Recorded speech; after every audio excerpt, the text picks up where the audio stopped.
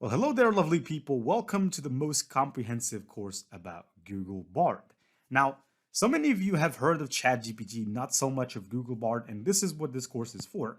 But not only that, this course is here to show you how much you can use Google Bard and how much it can make your life a lot easier by using 50 prompts, right? So we're going to discuss 50 ways in which Google Bard can make the lives of every digital marketer or online entrepreneur's life a lot easier, which will help you cut the costs, which means that if you're spending money on certain things such as freelancers or outsourcing, you can actually use these artificial intelligence tools to automate some of the most tasks that you do, the repetitive tasks that basically just take your time and are not that great or are not that difficult to do, that you can use a tool such as Google Bard to do instead of you, while you can go and focus on the 20% that drives the 80% of value. So without further ado, in order to access Google Bard, you need to go over to Google and search for Google Bard. Now, the first website that you find is bard.google.com. Click on it. Now, once I click on this website, obviously here, they're going to take me to my session because I'm already logged in. And that's why I'm going to go ahead and log out, because I want to show you what they will ask you before you sign up. All right, so right now I'm signed out of Google Bard. I can go right now and search for Bard Google to access the website from the beginning as a beginner. Now, if I click over here, this will take me, well, back again. But normally in your case, what's going to happen is they're not going to take you directly to Google Bard. They're going to ask you to join a waitlist. I could have said that, well, I'm saying it now. So they'll ask you to join a waitlist by providing your email. And once you provide them with your email, all you have to do is to wait for a couple of minutes, sometimes seconds. Sometimes they will sign you up directly to Google Bard and you will be here. Now, the first thing that you should know about Google Bard is that over here, you can change. You can use the light theme or you can use the dark theme, whichever theme you prefer. In my case, I prefer the dark theme for my eyes. And one of the things that you'll notice, and for that, we're going to have to go and open up ChatGPT as well. And by the way, I have ChatGPT Plus, which means that I can use GPT-4, the version 4. Now, so many people think that GPT-4 is for free. Well, it's actually not for free. It's paid. I paid $20 for that. And also, my ChatGPT might look a little bit different than your ChatGPT if you're logging into ChatGPT for the first time, because over here, I'm using extensions. Now, I'm using the APRM for ChatGPT extension, also ChatGPT for Gmail, and YouTube and article summary powered by ChatGPT, which enables you to summarize YouTube videos and even basically take the script. You can take the entire script of a 2-hour podcast, right? And you can know what they said minute by minute, second by second. That's how awesome artificial intelligence tools have gotten. Now, because this course is not a course about ChatGPT, but still, we're going to make a couple of, I should say, differences, because you need to understand what is so different about ChatGPT and Google Bard. Now, the first thing you have to understand when it comes to Google Bard is that Google Bard is a dynamic model, a dynamic chatbot model, which means that it has current information about what's happening right now in this very moment. It is also connected to Google, and all websites and all places owned by Google can be accessed by Google Bard, which means that it's basically focused on giving you information that is the most up to date, but also it pays so much attention to how truthful the answer to your question is. And it's not limited because it's a dynamic model, which means it can go right now. If you tell it what's happening with, for example, politician X, it can go right now and tell you the information. You can ask it the question, what's trending right now in the niche X? It can go and it can tell you exactly what's trending in that niche, real time. As opposed to that, we have ChatGPT. Now, ChatGPT is a static model, which means it was programmed to all data prior to 2020, so prior to 2021. So it was stopped at 2021. It doesn't know what happens today. It doesn't know the weather of this particular moment that we're talking. So as opposed to that, Google Bard can know. If you tell it what's the weather in San Francisco at this very hour, without a shadow of a doubt, it will be able to tell you that. And that's because it's a dynamic model of a chatbot.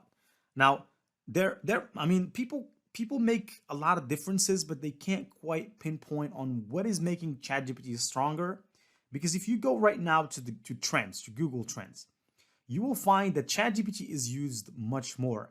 And from experience, I'll tell you the reason why it is used much more is because ChatGPT is better with text. If you tell it to write a human 100% SEO optimized article, for example, all you have to do is to activate this extension, which is APRM, and click this prompt right here, which is basically at this time we're talking, used by 4 million people. And you can just type in whatever you want.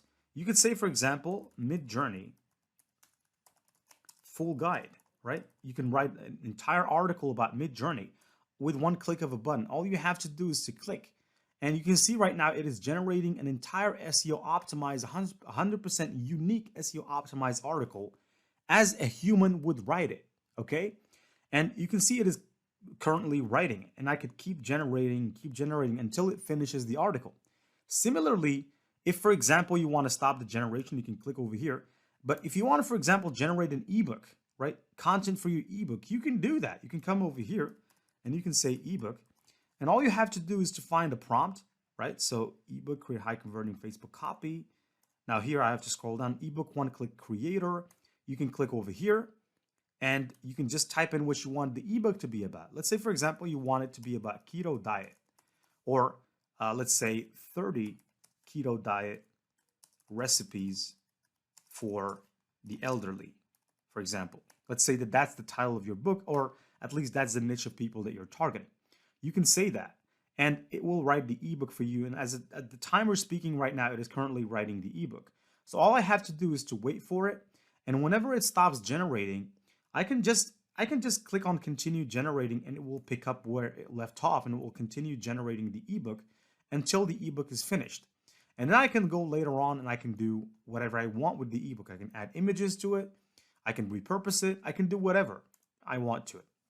Now, Google Bard is capable of many things that ChatGPT is capable of, except for the fact it's not going to give you an extensive text.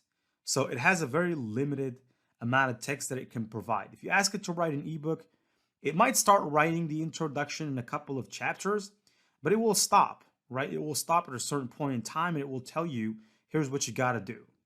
And that's the number one thing you don't want a chatbot to tell you, is that here's what you got to do. You want it to automate the job for you. You don't want to do the stuff by yourself. Otherwise, it's a DIY, right? Do it yourself. So, but it has a lot of advantages. Now, one of the things you'll notice here is that you can talk to Google Bard by using the mic. And just listen right now as I'm talking to it. It's going to be able to generate for me what I want. Let's say, for example, I want to look for a picture of a dog, or results of pictures of a dog on Google. Let's say that. Generate for me pictures of dogs. And I can hit enter, right? And right now it is basically generating for me whatever I want. Well, that's not something I would like.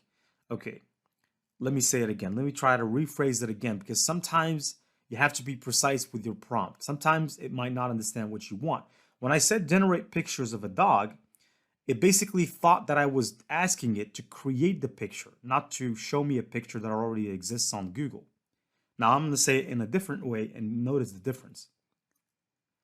Show me, or put here forth, some pictures of dogs from Google search results. Okay, just wait a second here.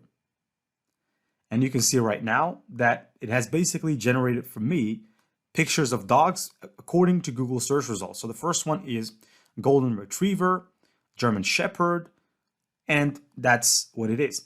I could say, listen, generate a code for the checkmate move in Python. And I could enter, and right now it is going to generate for me a code for the checkmate move in Python for chess. Okay, so basically here it has generated the code for me. All I have to do is copy paste it.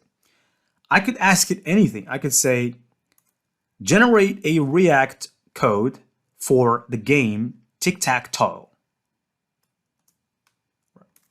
I could paste it in, and right now it's going to go ahead and generate for me the code in React for the game tic-tac-toe, which we used to play as children, right? XO, whatever that game was. We used to play it a lot. And so you can see how powerful it is with this particular microphone down here that we can use, which is really good, which is something that ChatGPT doesn't have. You can't talk to ChatGPT. And also the good thing is that it can generate for you images. ChatGPT is not capable of doing that. ChatGPT won't give you images. Now, here's another thing we can do.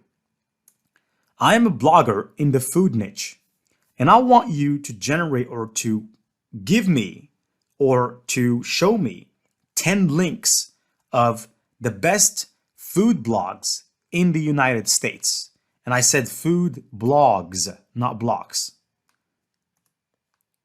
Okay, so here, let's just hit enter. And you have to also be precise about the way you spell things, because here you can see that I spelled blogs, and it thought I said blocks. But here it has generated for me some of the most powerful, influential food blogs in the United States. The first one is Smitten Kitchen, which I didn't know anything about. Cookie and Kate. Here's another one. The Minimalist Baker. This one I probably saw something. Serious Eats, Food 52. Damn Delicious, Great Green Kitchen Stories, Close Cooking. And so it basically has generated for me all these popular blogs. And guess what? It has generated even links to these blogs that you can go, and these are actually articles about these blogs. So for example, if I click, it will take me to the main website about the blog, right? And you can see over here that we don't have to do much. Now I could tell it, okay, now I want you to listen very carefully. Go and find 5 of the most successful food channels on YouTube and come back to me with the links to all of these channels. Okay, right now it's gonna go ahead, brainstorm, and find the food channels that are the most popular. Binging with Babish, actually, I watched that channel. Sorted Food, this one is second. Then you got The Food Lab, then you got Laura in the Kitchen, and then you got I don't know that channel, but I certainly watch Babish with Binging with Babish, okay? And it even tells you how many subscribers the channel has. Now, you can ask it key questions like, for example, can you tell me how many subscribers the channel Binging with Babish had in 2023 in the month of January? Okay, so right now I'm asking it, how many subscribers did he have in January of this month? Now, it basically has given me how many subscribers he has a year. So obviously it cannot tell how many subscribers he has a month because it can only use Google search results. So it's pretty limited for that.